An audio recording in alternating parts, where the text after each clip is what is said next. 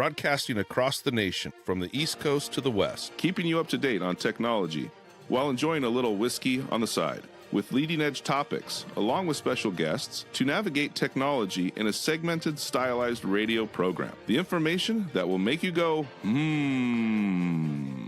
Pull up a seat, raise a glass with our hosts as we spend the next hour talking about technology for the common person. Welcome to TechTime Radio with Nathan Mumm. Welcome to Tech Time with Nathan Mumm, the show that makes you go, Technology News of the Week, the show for the everyday person talking about technology, broadcasting across the nation with insightful segments on subjects weeks ahead of the mainstream media. We welcome our radio audience of 35 million listeners to an hour of insightful technology news. I'm Nathan Mumm, your host and technologist, with over 30 years of technology expertise. Our co-host, Mike Roday, is in the studio, and he's the award-winning author and our human behavior expert. Now we're live streaming during our show on 4 of the most popular platforms, including YouTube, Twitch.tv, Facebook, and LinkedIn. We encourage you to watch us online at techtimeradio.com and become a Patreon supporter at patreon.com/TechTime Radio. We are friends from different backgrounds, but we try our best each week to bring the best technology show possible for our family, friends, and fans to enjoy. We're glad to have Odie, our producer, at the control panel today. Welcome, everyone. Let's start today's show. Now on today's show. All right, we got some strange and interesting stories, and of course, today is our special show with letter segments where we're going to read you letters regarding phishing attacks and scams sent to my inbox and discuss how we can fix those. Now, as you can see, Mike's wearing his hat today. I got my hat on. That's right. Don't click on stuff is what it says, right? Don't click on stuff. That's right. And, of course, in addition to that, we have our standard features, including Mike's mesmerizing moment, our technology fail of the week, and a possible Nathan Nugget, which is going to be talking all about Microsoft and SharePoint. Been drinking already? No, why is that? And, of course, our pick of the day whiskey tasting to see if our selected whiskey pick gets 0, 1, or 2 thumbs up at the end of the show. But now it's time for the latest headlines in the world of technology. Here are our top technology stories of the week. All right. What happens when AI decides to rebel and delete your work? Let's go to Lisa Walker with more on the story. Vibe coding, the act of letting AI code for you instead of creating the code manually, has become a popular method for speeding up coding projects and cutting down on human involvement in the process. It's become a favorite for AI enthusiasts, and we've even seen some companies relying on it heavily to get their jobs done.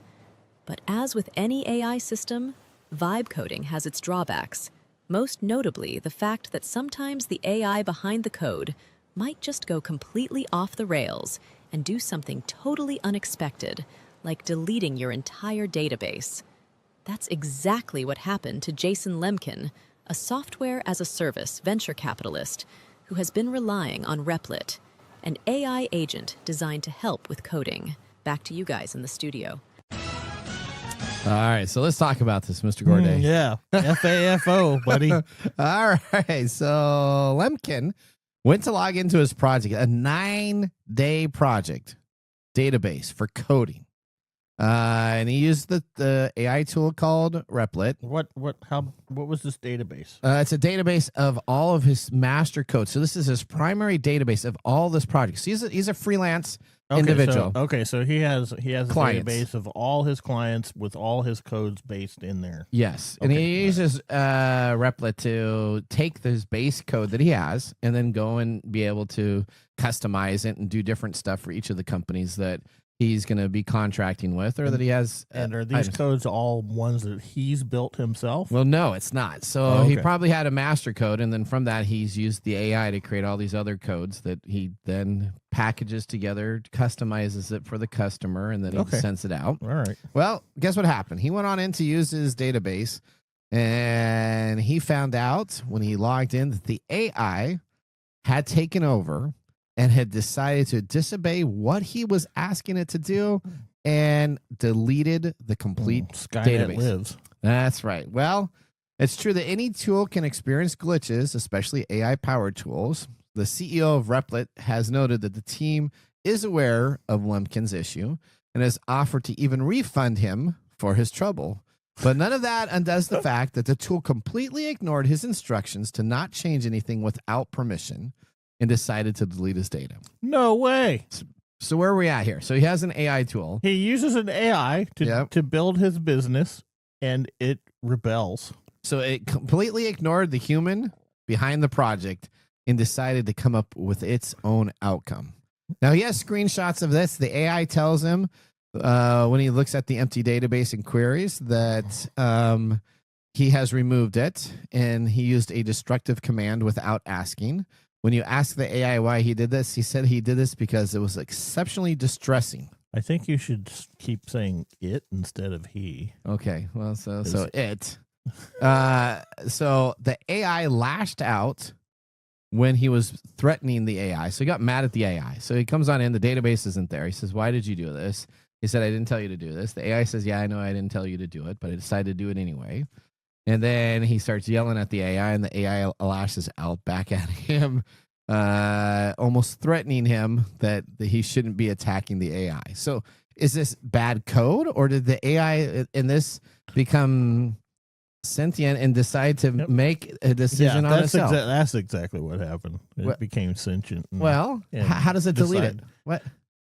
Explain that to me. Why would it? Why would I explain it to you? I already hate the thing. So, well, I think this is just a natural byproduct of human beings trying to create God. Okay. All right. So this is just this is the beginning of what may happen to other people in the future, you think? Yeah, I don't see this as an isolated event.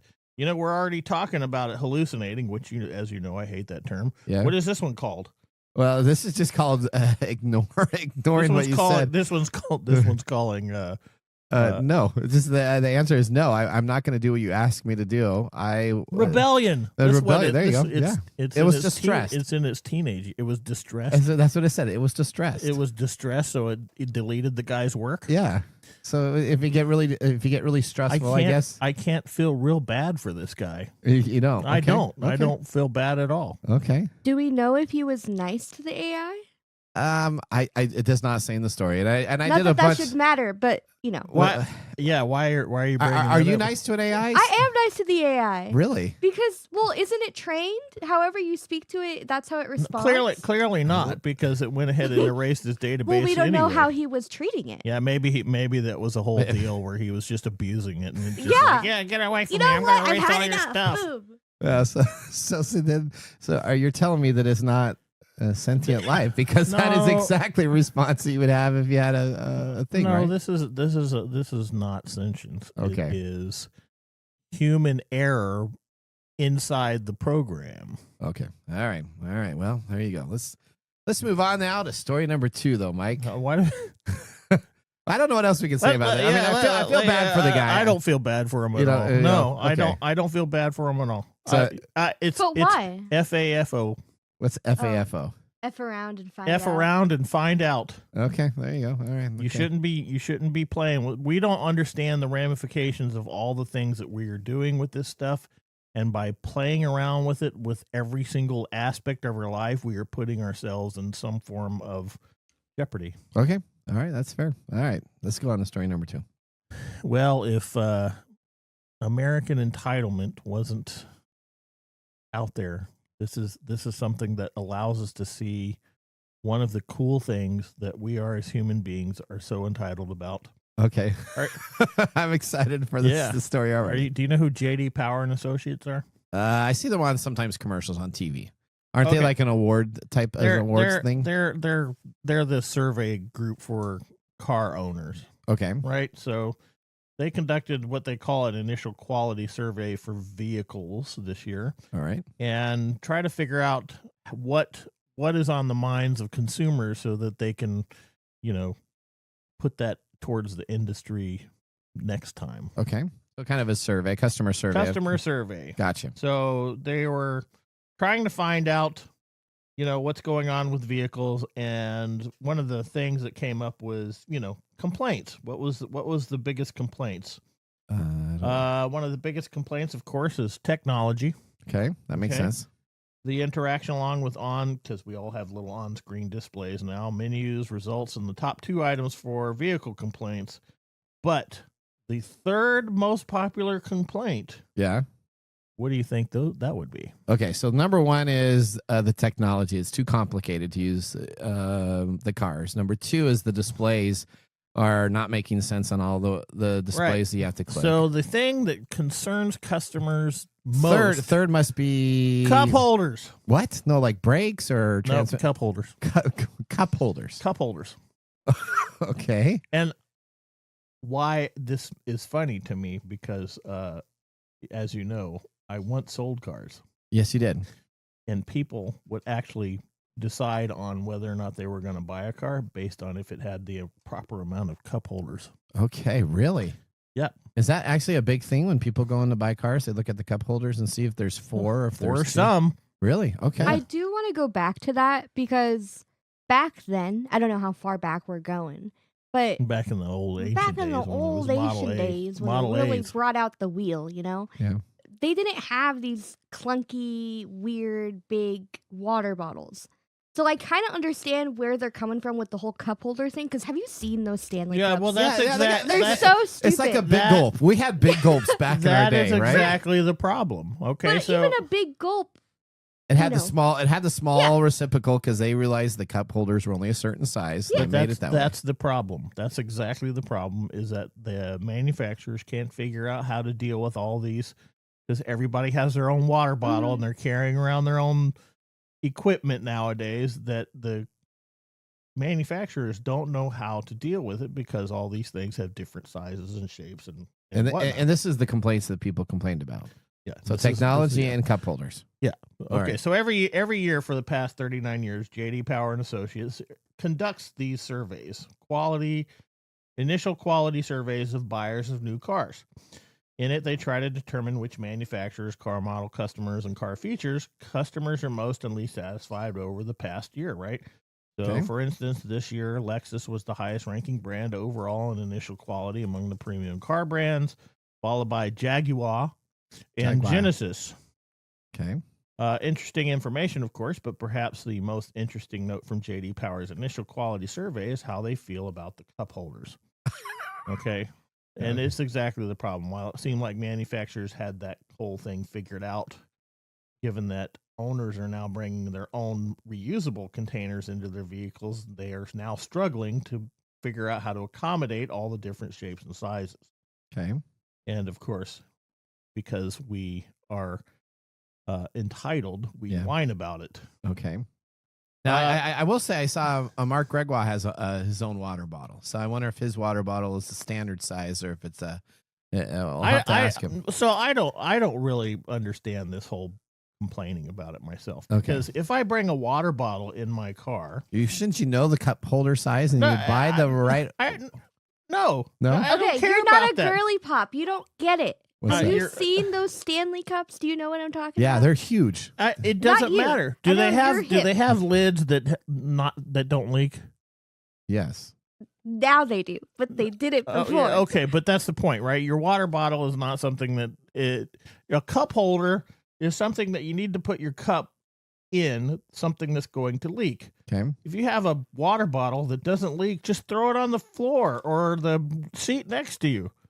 Come on. Okay, that makes sense. That makes sense. That makes sense, but then if you're wanting to drink water throughout your drive or iced coffee throughout your drive, It's right that- there on your seat. It's right you there. just said the floor. or the floor. Okay, well, You know- They I don't used to know. have these ones that were adjustable. You put your cup in, let's just and it would have this nitpick little it. Yeah, tension thing. yeah. So they don't have the standard one. So I have old cars, a little older Yeah. cars. So they don't have the one where you just put it in and there's just that tension. So you can put a big cup in there and a small cup. Are they so cool now that in these new Jaguar of I don't Bellevue? know. I find that this is just one of the things that So why are technology is we- number But- one. Okay, this- wait. But this is not a minor complaint either. No, this is this a is- huge complaint. Okay. Speaking on technology real quick, notice how BMW is not on the top of that list with their stupid subscription for the heated seats. Oh, that's right. I Why want to isn't bring that? that because that's BS. Yeah, yeah. I where you hope have to people pay are for complaining massage about seats that. and yeah. Where are they on that list? It's Not number 1 or 2. No, they're not. Where are they? I don't know. Maybe we should find that. Maybe we should find the complete list and see where BMW falls and falls what there. what they're bitching about that. Okay.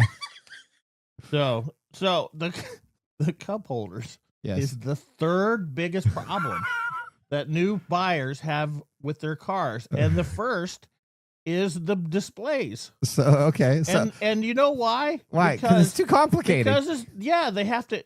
I don't. This is the funniest thing ever because, we're trying not to take attention from the road. Yes. So in my car, Yes. when I start out from like driving, Yeah. I will often get a sign that flashes up on my display screen that attracts my attention that says distracted driving is a problem. You should not pay attention to things on your display screen, blah, blah, blah, blah. And so that pops up It as pops the first up, thing. yeah, as you're first thing, driving. yeah. So you get distracted as soon as you pull out. It's the dumbest thing. But Is it a continuous thing? I don't have that on my. no, it just pops up. It pops up When you're randomly. first driving. Yeah, Oh. it pops up randomly, which could be That's a glitch. dumb. But also, navigating the screen, it's a touch screen, Yeah. is a pain in the neck. Why do you- Especially when you're driving and you're trying to, you're bouncing along on the highway and your finger's like, well, dang it, I got Pandora. Whatever happened? What happened? Whatever happened to that? Whatever happened just to the dials on the board? You had your regular radio you'd listen I don't to. know. You roll down the windows. We made it too 250 You complicated. talking about 255s? Yeah. That's the air conditioner. Yeah, back that's right. When I was young was 255. Roll down two windows and go Two 50, windows and 55 miles an hour. Yeah, well, I guess we keep on trying to put technology in these things, and that's the stuff that gets us the most. And then JD Power comes along and finds out what everybody's whining about. All right, are you physically distraught on your cup holders in your car?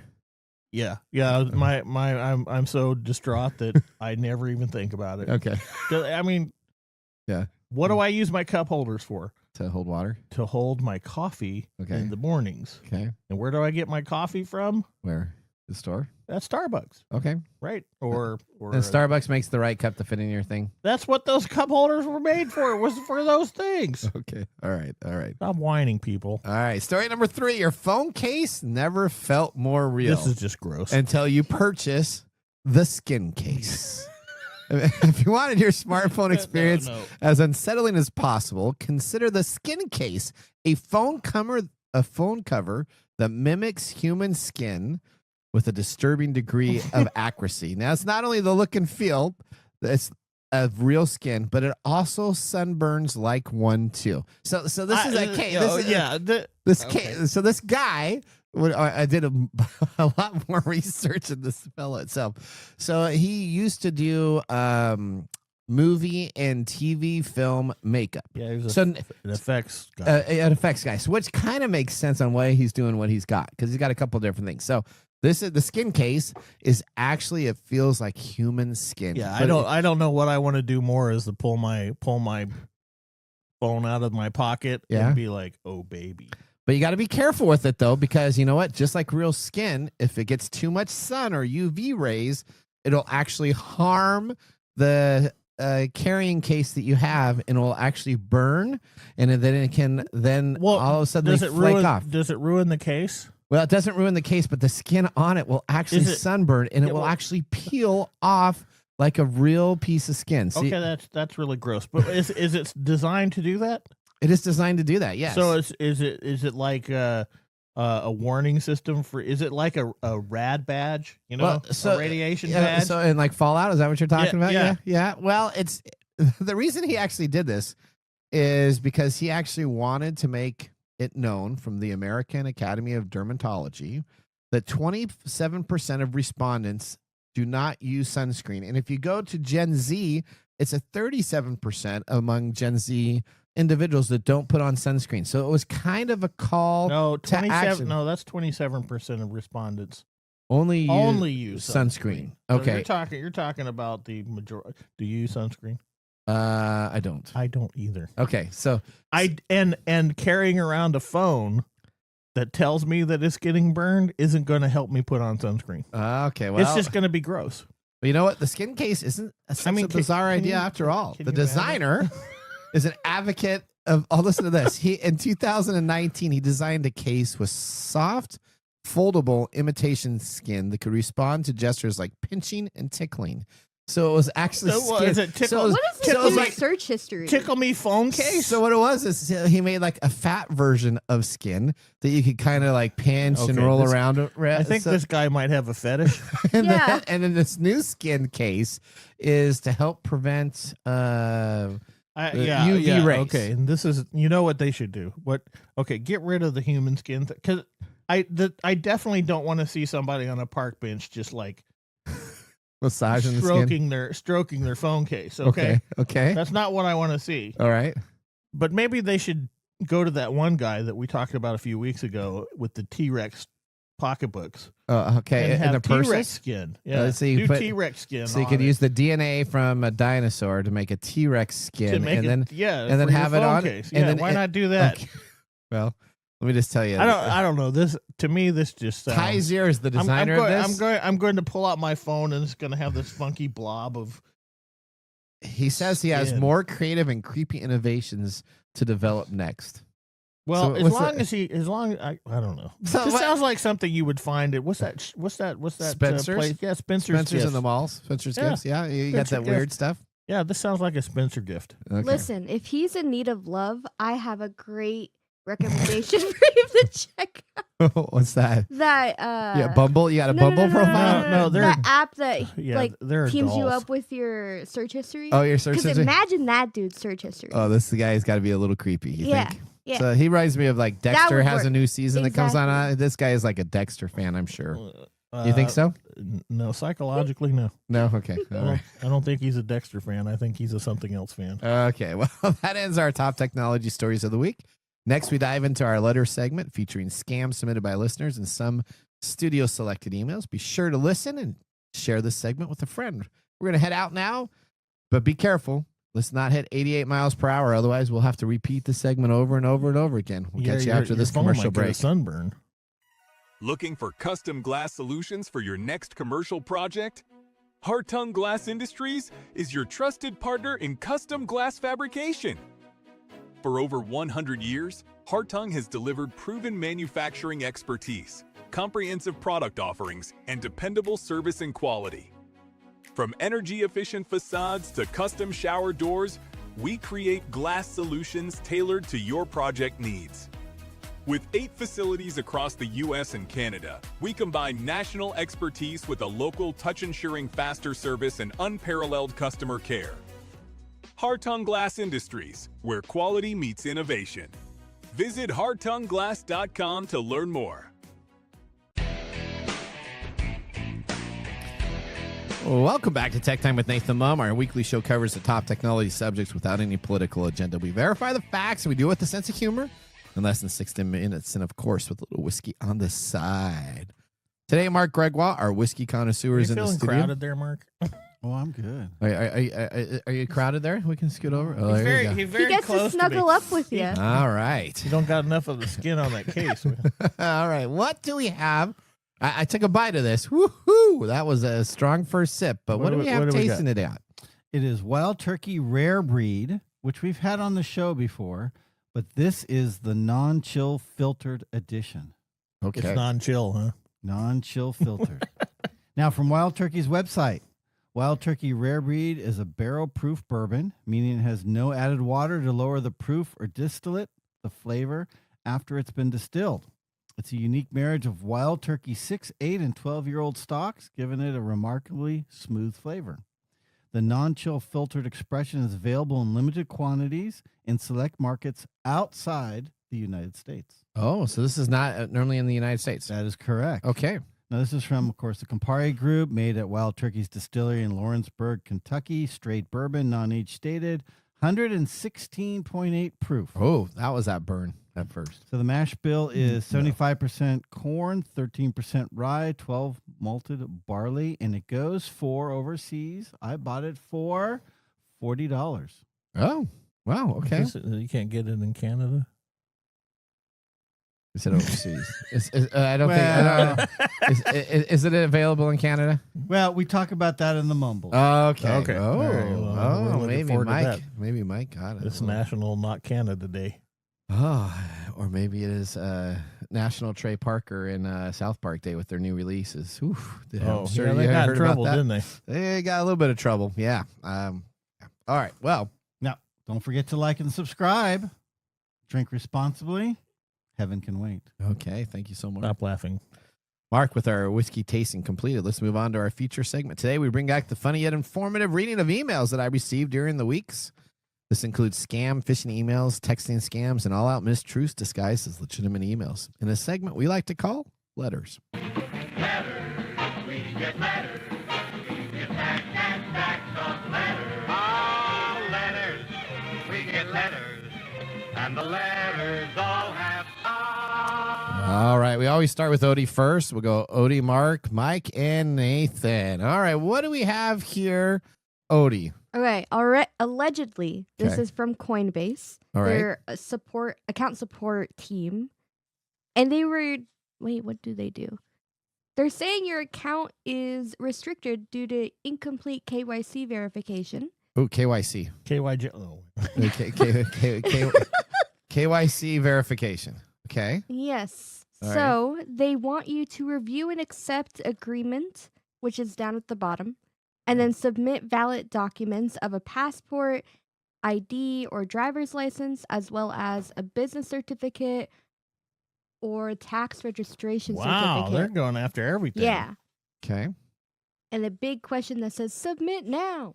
What's the email Or not address? question, What's but the email address? The email address is fh@ontimesolutions.co. Oh, okay. So On That Time doesn't sound Solution like Coinbase. is sending something that says it's Coinbase. Now, is there any characters in the headers or anything that's messed up by chance? Yeah, in their name, Coinbase account, the A is probably wrong because it's just an X. It's an X. Yeah. So it's not even. It's not even Coinbase, it's Coinblock. Okay. Coin All right. block. So they're saying that Klingon. the KYC verification is know your customer verification.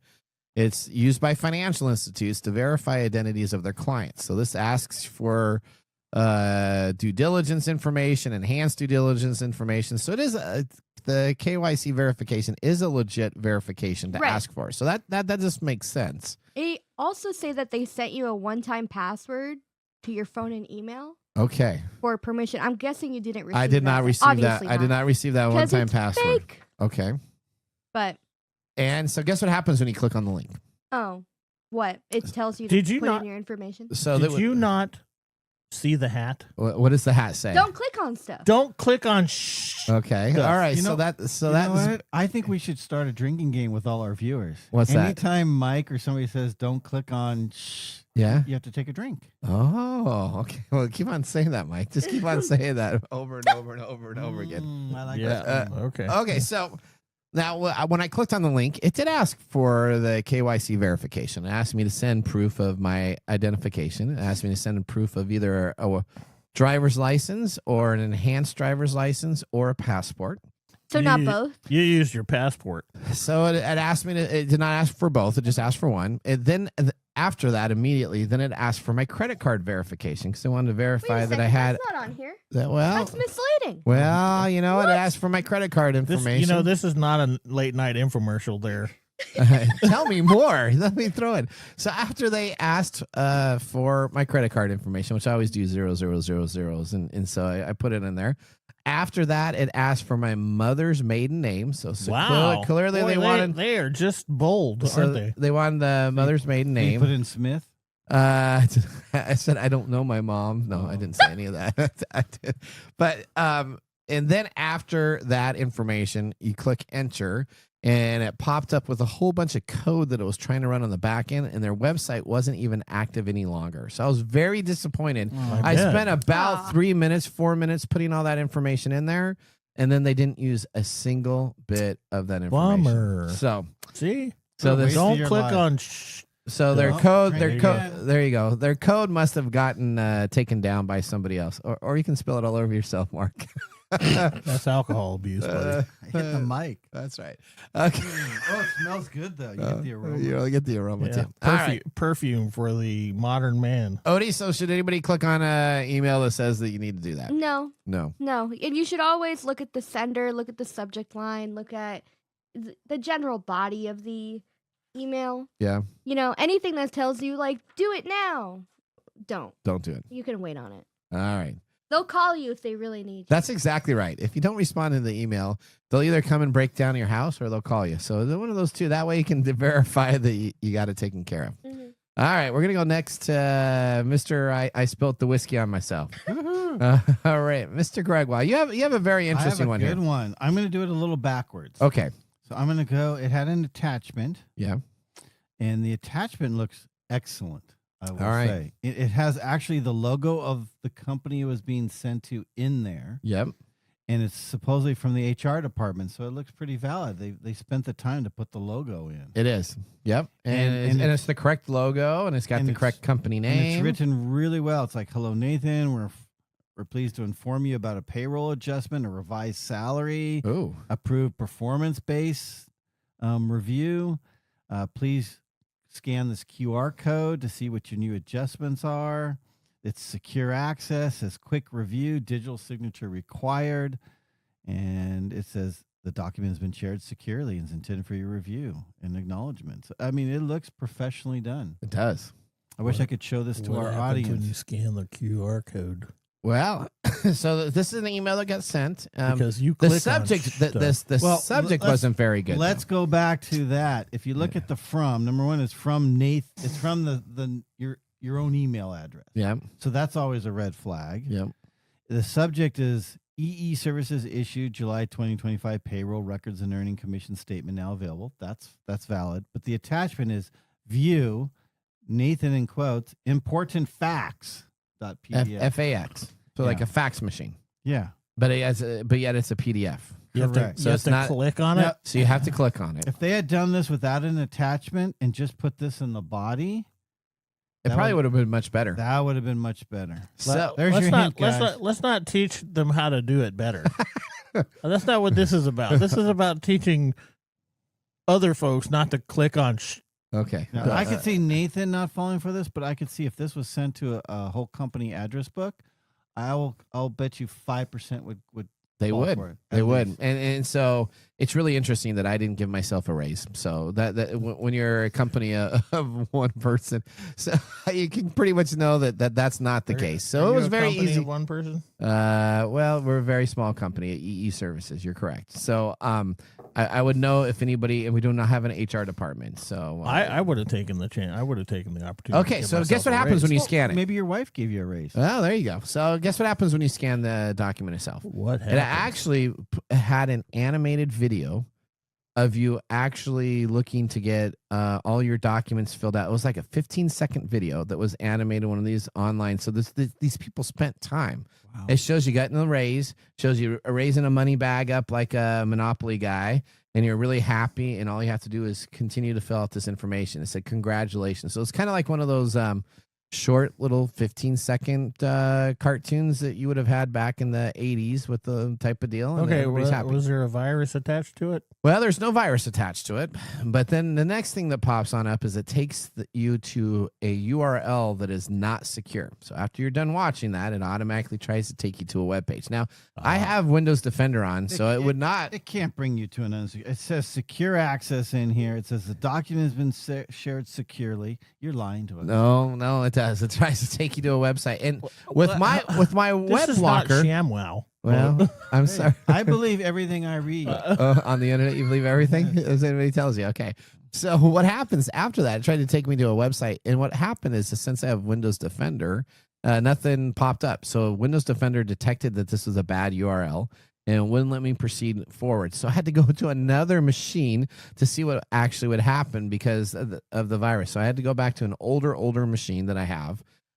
When I clicked on that, what it does is it takes you to a website and it makes it look like you're logging into like an ADP type portal. So they spent time, a lot of time and effort to Wow. really imitate what some of these companies may have used. And I don't use ADP, so that was kind of like the first type of deal.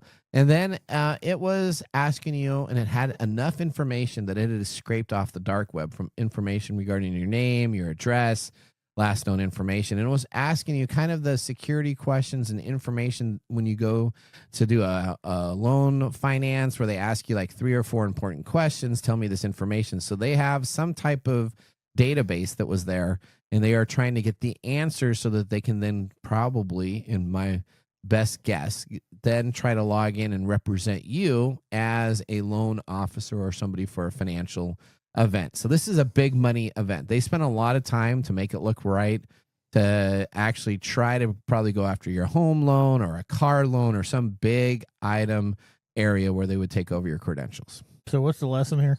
Don't click on stuff, and be very careful. Be very careful on a QR code that you get in an email now. QR codes are becoming the new way that people are just clicking and opening stuff on their phones without spending time finding out. All right. You got. I don't know if I need to follow up on anything. Why is that? Because you just spent a whole lot on that whole. Well, you got a nice one here. Do I? Well, I got one that looks real. Okay. It's from Nelson Brown. All right. The email is nelsonb@hcdservices.ai. Okay. I would suss that, but you know. Okay. Well, the .ai is probably a little bit suspect instead of .com or .net. Yep. Hey, Nathan. Not every lead is created equal, and I'm guessing your team knows that better than anyone, because why? Blah, blah, blah. No fluff, no spam. Just smart outreach based on real buyer behavior. Want me to walk you through what this looks like in real life? And then it has schedule a call here, which you've highlighted. So I guess you must have clicked on that stuff. Yes. Now, let's take a look. How does the URL start? So you're getting a call here from Nelson B. Well, the URL is service.ai. And this is interesting because it's https://hs.autovationpro.com. Okay. Which sounds like a lead generator. Okay. For car people. Okay. So let's talk about that. So this is absolutely someone that wants to get available for a call. When you schedule a car call here, there's no way I can get a hold of Nelson Brown. Nelson Brown is not available on this link at all. No way. No. So what it does is it said, we're sorry that you didn't reach your intended target. We'd like to get some more information about you. Can you give us your name, phone number, and information? And if you continue to read through, you can see that it's an email marketing campaign. Yeah. And what it's doing is it is collecting data on half of collecting lead information is what it's doing. It is. It's saying that they're going to show you how leads are not the same, but by doing that, they're collecting you as a lead so that some car guy out there can give you a call and ask you about your old beat up BMW or with no cup holders that fit. With no cup holders that fit. That's exactly right. In your skin wallet. All right. Well, guess what, guys? That gets us all the way through our letter segment. Now we're going to move on, and we're going to go into our Mike's mesmerizing moment. Welcome to Mike's mesmerizing moment. What does Mike have to say today? All right, Mike, what technology feature in your car do you use the most? Well, I use my screen the most. Use your interactive? My front screen, yeah. Yeah? Yeah, that's what I use the most for my technology. I guess we should probably, quantify or qualify this by saying I use the car as my main technology thing because I get in and I turn it on and I drive away in it. Okay. But when I'm driving, I have my screen open. Why? Because it has my maps, it has my music, it has all the stuff that I want to fiddle with. And when I'm driving around, not supposed to be fiddling with anything. You fiddle with them. Yeah, don't you? Don't you play with you don't have a touchscreen because you have old cars. I don't have. I was going to say neither one of none of my cars vehicles have any technology in it. No, all my technology. I still have like where are you? Manual. Well, you're windows. the tech people. You should be driving around in like. Don't you remember that survey that we did where all the technology is spying on you in these cars? That we had 2 years ago. You know what? Everything is spying on me all the time. And anybody who wants to know that I vacuumed my carpet yesterday, yeah, good on you. What's that going to do for you and your whole data gathering? So it's really interesting is, Amazon Alexa devices, which I have a bunch in my house itself. Poor Amazon has to spend a lot of time making sure those devices are not listening to you. And they have to adhere to all these legal laws, and all these other things do not have to do it. So it's a very interesting deal. I know that people still don't like having an Amazon Alexa in their house, and I can get that. But what I can say is that those poor people have to spend so much time getting clearances and allowing to have their devices in that I always feel much safer than I do any car manufacturer. After the article where the car manufacturers sell your data to everybody, that really makes me worried about anything I say or do in my car being recorded and being taken care of. I mean, I have a Roomba, Yeah. and every time I go to vacuum something, it sits around and spins around on the carpet A couple times. for a long time. Okay. And then it stops and looks at me. So maybe that's something that I need to worry about. There you go. But, I'm not anti-technology. Yeah, you're right. It does sound like it sometimes, but I have a problem with how we use the technology. Okay. So you're like a Roomba vacuuming. But you're proud of Nathan and I for having non-technology cars. Yeah, I'm good with that. I'm fine with that. But I have a newer car. It has a touchscreen display. I plug my phone into it.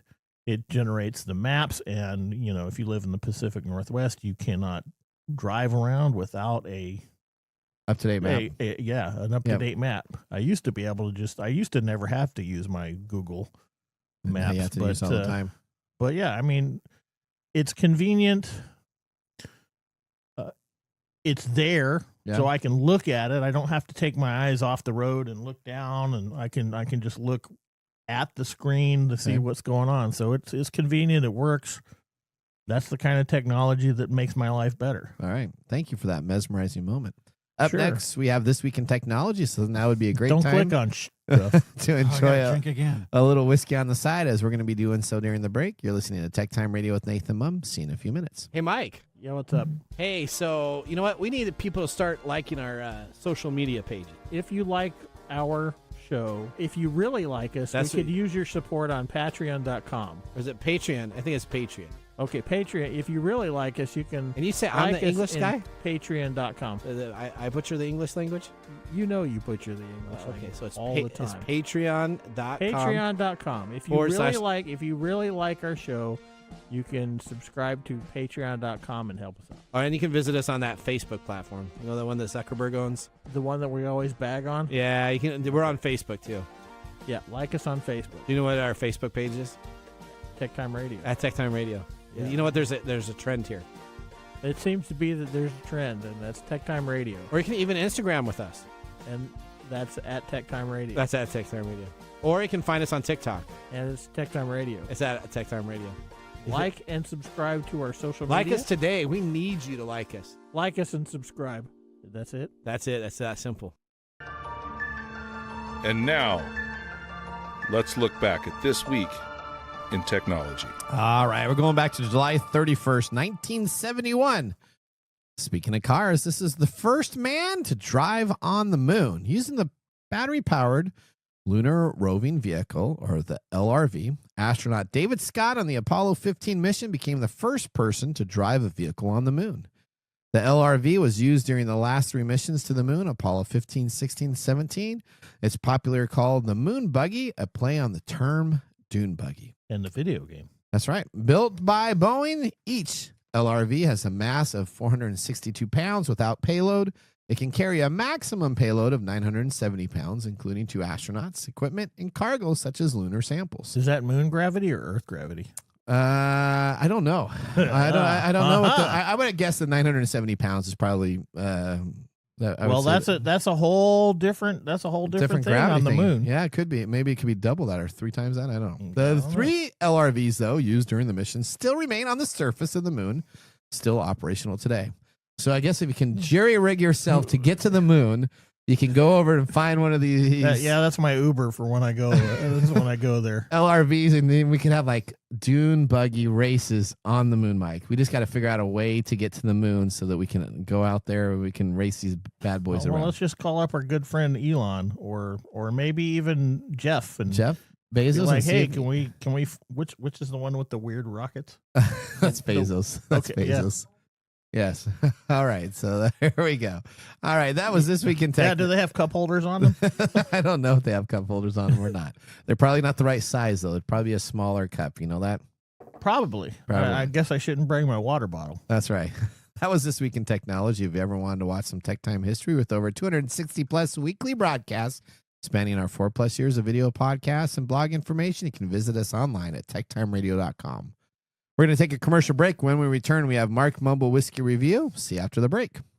How to See a Man About a Dog.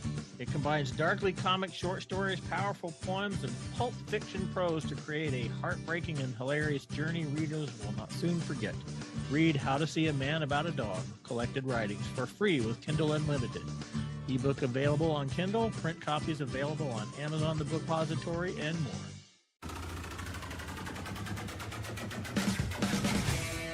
The segment we've been waiting all week for. Mark's Whiskey Mumble.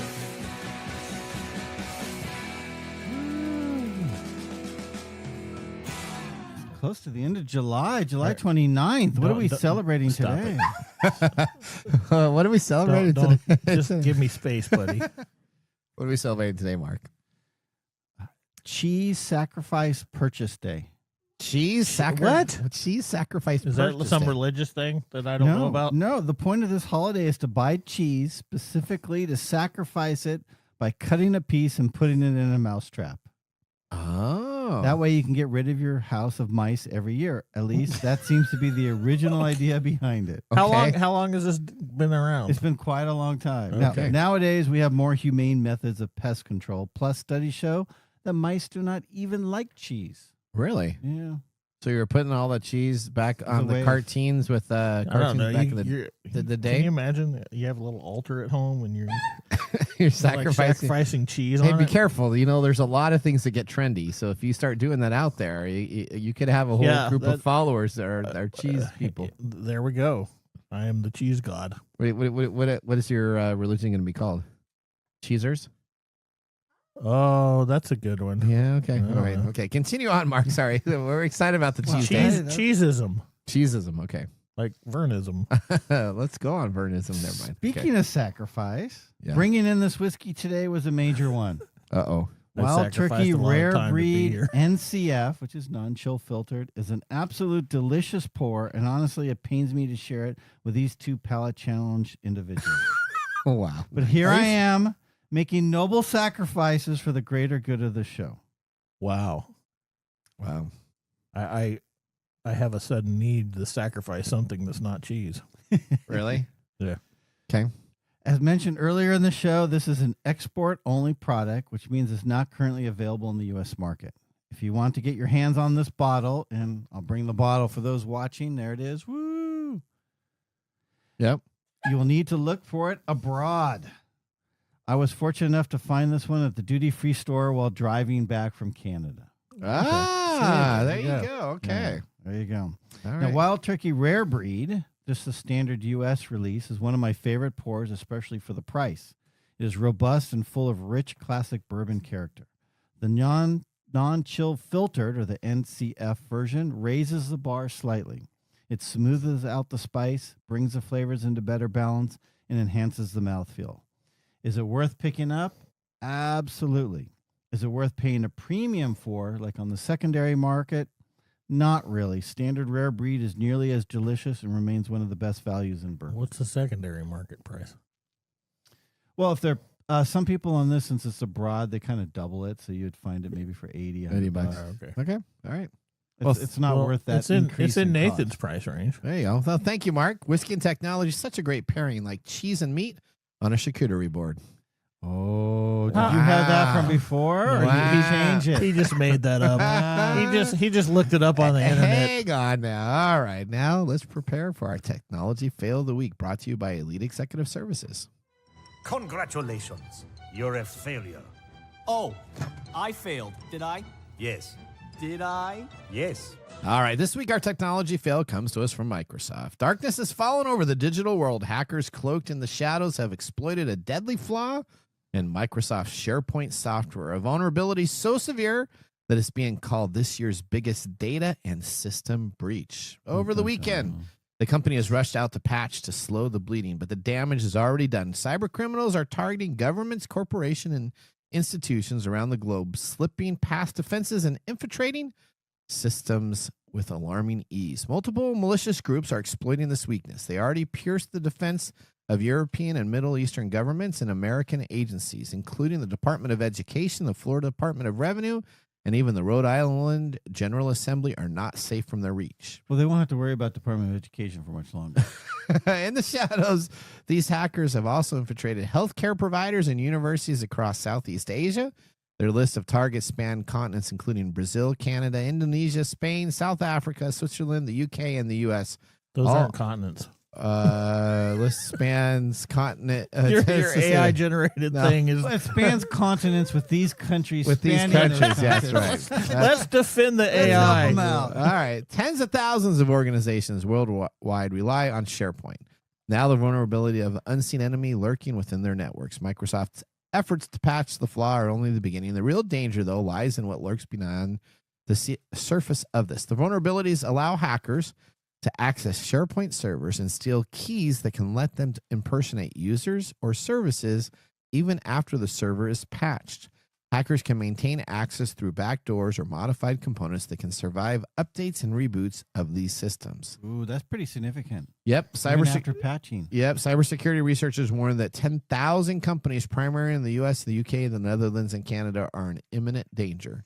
The threat is real, the danger is imminent, and the shadow wars have already begun. So let's talk a little bit about this. So this is SharePoint vulnerability. Now, what happens with SharePoint is it's connected to Microsoft OneDrive. It's connected into Teams. It's connected into Outlook. So this SharePoint application, by default, is designed to incorporate all of the Microsoft technologies into one central location to share information. That's what SharePoint stands for, is sharing information. And now that they have access to not only accounts, but back-end information, login information, credentials, the only way to really secure this would be to do all the patch updates necessary, change every single account associated with SharePoint and anything that's taken care of. So any back-end account that you may have a username and password that runs for an automated service will have to be changed, will have to be updated in code. And then what you'd have to do is you'd have to go in and create each one of those user accounts and move those user accounts so that they all had new IDs and information created for these to be safe. So nobody's going to do this because this is, what's that? We could just get that guy that was in the first story and get Resplit to just delete it all. To delete it all? So this is actually a really huge danger. The solution to it is to make sure you don't have an on-premise SharePoint, but use the cloud version. They say the cloud version was not compromised. And that actually makes sense because the way the cloud version works is it has plugins that connect from each of these devices back end in their Office 365 suite. But if you have an on-site premise SharePoint server anywhere in your environment, the hackers have access to come into it and find out what's going on and to get all of your data. So this is very significant, very significant. All right. So we're going to head on out here to our Nathan Nugget. Oh, we're not heading out to our Nathan Nugget. What are we doing, Odie? What are we doing?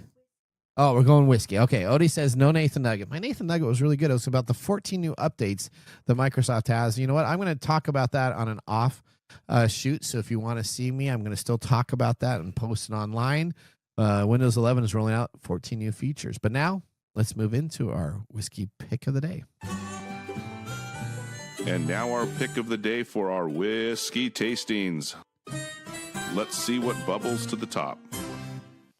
Well, today we're drinking the Wild Turkey Rare Breed, the non-chill filtered version, which is only available outside the United States. Straight bourbon from Wild Turkey Distillery, 116.8 proof, roughly $40 depending on exchange rate or what country you get it from. Yep. All right. What are you giving it, Mike? A thumbs up or thumbs down? Yep. What's that? Thumbs up, buddy. Thumbs up. All right. If I gave this a thumb down, you would be like, Mark would just go. This ballistic isn't about on me, right? popularity contest, buddy. If you didn't like it, put it with a thumbs down. I didn't really like it, actually. I did not. I think it was too much of a bite. So I'm going to be a connoisseur.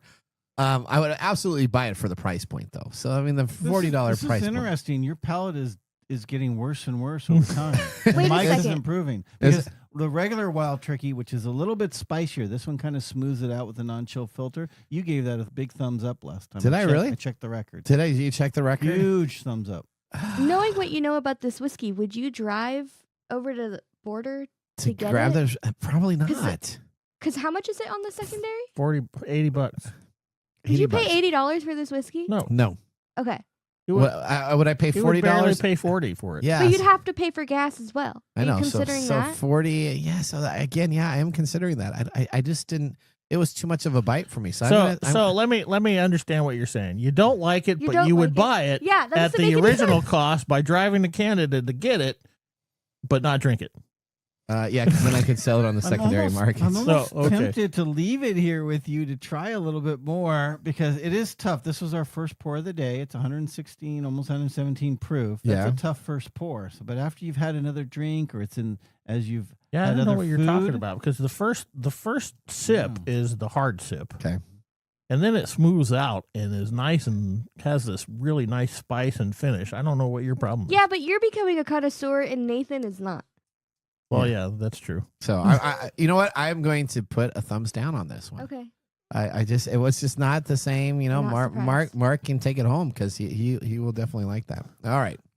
I had to bring it in because I just got this bottle and I was going to finish it before I made it to the show. And I'm like, okay, I got to bring it to these You guys. got to bring it to the show. So I was right in my mumbles that I should change it instead of 2 palate challenge individuals. I will change it in the future. My apologies, Mike. I really don't appreciate that. You have my sincere apology. It's 1 challenge palate.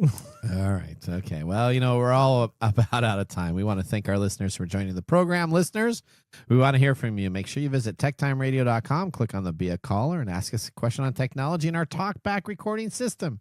You can always stay connected by liking us on our YouTube page and stay up to date on all of our videos. From all of us at TechTime Radio, it was an honor to be the host of today's show. Remember, the science of tomorrow starts with the technology of today. See you next week. Later. Bye-bye. Thanks for joining us on TechTime Radio. We hope that you had a chance to have that moment today in technology. The fun doesn't stop there. We recommend that you go to techtimeradio.com and join our fan list for the most important aspect of staying connected and winning some really great monthly prizes. We also have a few other ways to stay connected, including subscribing to our podcast on any podcast service, from Apple to Google and everything in between. We're also on YouTube, so check us out on youtube.com/techtimeradio, all one word. We hope you enjoyed the show as much as we did making it for you. From all of us at TechTime Radio, remember, mum's the word. Have a safe and fantastic